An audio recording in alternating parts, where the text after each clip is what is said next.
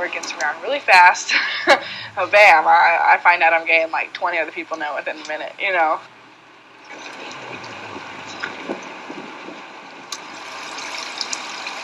To me, Fairbanks was a small town. And in small town America, where I grew up, it was, you know, you were very cautious about what you said, who you were, what you did. You know, here, it just, nobody seemed to care.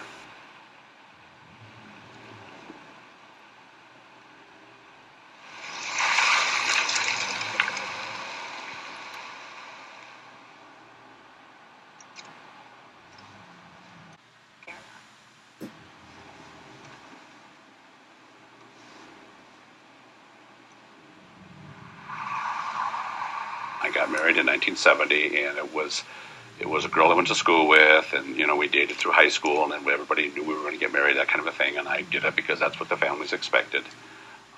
And finally, I have a son that was born in May of 1972, and it was after he was born that I realized that I couldn't do this anymore.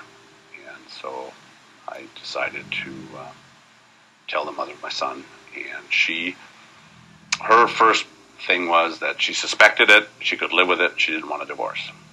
So we tried that for 6 months. Didn't work, of course. And then we separated, and we decided to share custody of our son. 6 months with me, 6 months with her, and so we set it up and did it. And it was kind of ironic, in the divorce itself, when you get in front, you still have to go in front of a judge, present your case, and the judge put in the record that he thought that my son's mother was not thinking with a full deck of cards, and that he would recommend that I have only limited visitation and that she retain full 100% custody, because as far as he was concerned, I was mentally ill. Yeah. And she went against him, and we did what we were going to do, and so, you know, that's always meant a lot to me.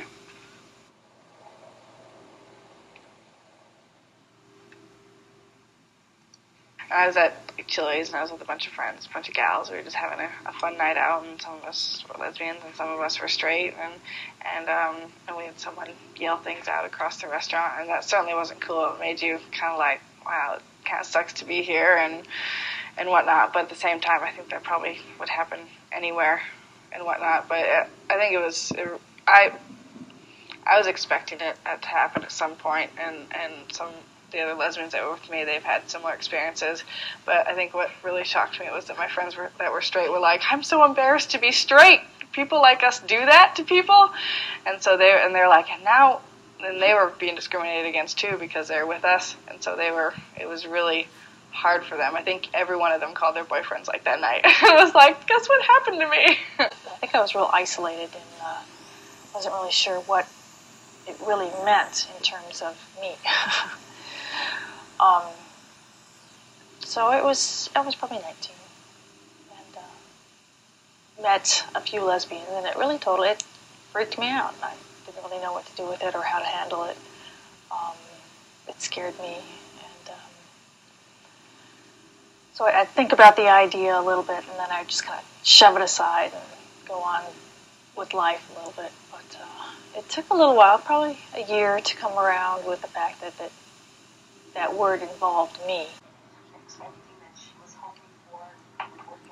I basically, from the time that I reached puberty until my early 20s, I lived two lives.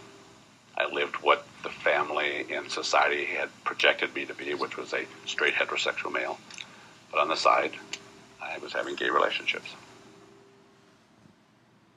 And I'd gotten very close to my maternal grandmother. And when I told her, I was the most afraid of her because she's pretty outspoken.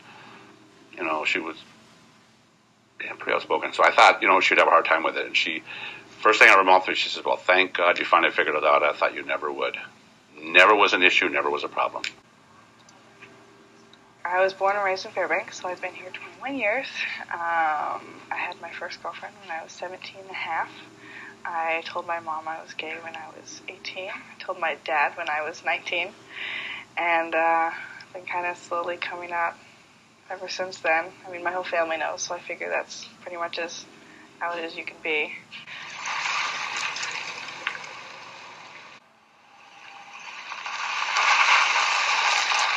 It's easier to lay it out there and say, this is it.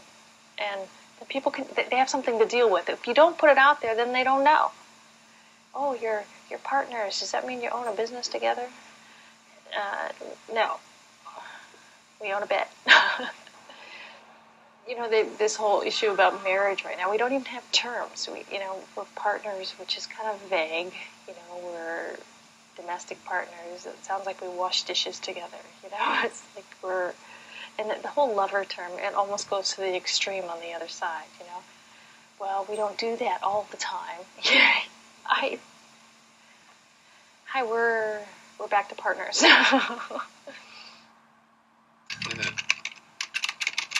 So sometimes I meet people online. By people, I mean guys. And to do that, I use Chat Client, which is some special program that you can use to log onto the chat rooms for gay.com, which is like this big, huge international website. Like a lot of countries have their own particular gay.com that it has like articles and shopping and whatever other gay stuff and chatting. So I go into the chat rooms, and the chat rooms are regional. So I log into the Alaska chat room, and I talk to people. There's never really a lot of people in the chat room because obviously Alaska doesn't have a lot of people. And the most people I've ever seen in there was like 70 people. I think it's a lot easier now. I'm actually jealous of the student in my office. Oh my God. To be 21 and out. I'm jealous. But the thing is, she can do that. And she's there because there's people like me who helped pave the way to make it okay. Yeah, so I'm jealous.